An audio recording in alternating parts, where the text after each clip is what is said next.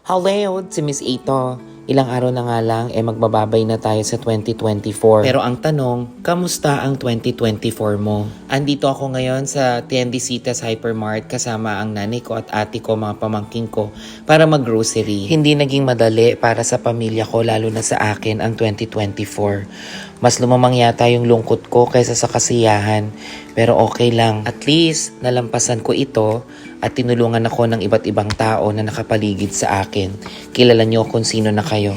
Habang tumatanda ako at tumatanda din ang nanay ko.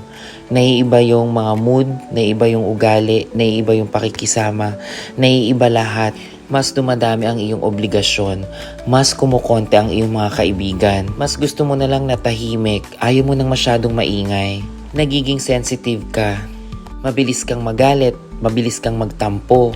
Pero ang mas maganda, mas pinapabuti mo ang iyong mga trabaho. Tapos yung mga oportunidad na dumadating sa'yo, tanggap ka lang ng tanggap at hindi mo to pinalalagpas. Meron ka ding pakiramdam na yung mga pangarap mo na pinaplano mo, konti na lang makukuha mo na ito. Andyan din yung takot at pangamba na kapag nawala na yung mahal mo sa buhay, mag-isa ka na lang at yan ang nararamdaman ko.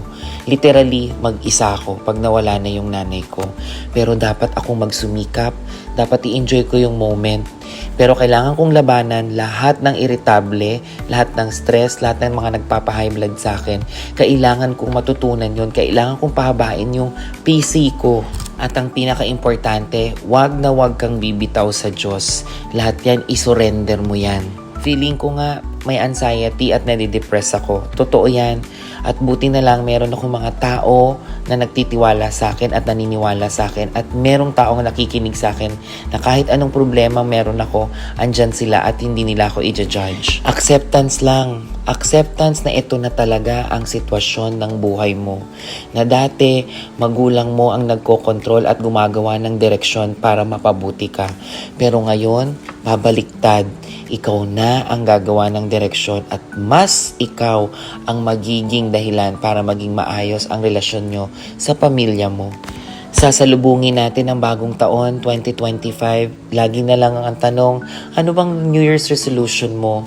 Ang daling magsabi na iiwasan ko na to, hindi ko na to gagawin, mas magiging ganito.